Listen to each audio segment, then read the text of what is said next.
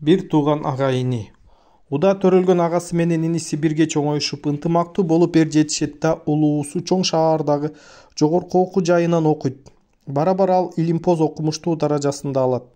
Ал эми экинчиси айылда жашап дыйканчылыкты аркалайт. Өз-өзүнчө үй бүлө күтүп калган маалда эки бир тууган дайыма майрамдарда жакшылыктарда чогулуп турууну салтка айлантышат.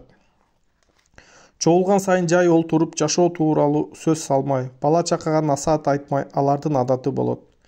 Бирок эмнегедир эле көп учурда илимпоз окумушту унчукпай олтурат да инисин кызыгуу менен тыңшап олтурган бала чакага кошулуп, анын ой толгоолоруна, сөздөрүнө ичинен суктанат.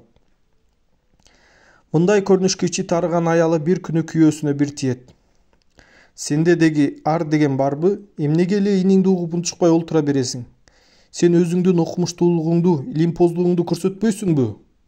Качанкыга чейин карапайым бир дыйканды угуп олтура беребиз? Сулуу да болсо акылы тайка аялына көп сүйлөбөй күйөөсү анда мындай дептир. Оба, мен илимпозмун. Бирок болгону бир эле тармактын илимпозумун. Ал эми жашоо турмуштун, өйдө ылдыйдын, оор жеңилин башынан кечирген инимдей болуп, бул өмүрдү ак карасын иликтеп айта билүү мага кайдан?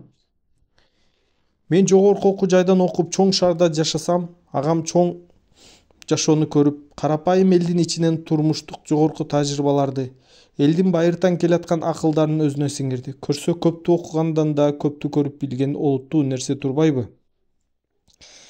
Китеп беттери башаттарды гана таанытат. Ал эми кайсы доор, кандай заман болбосун, жашоонун өзү адамдарга эң негиздүү сабактарды окутуп келет. Эң мыкты окутуучу бул жашоо.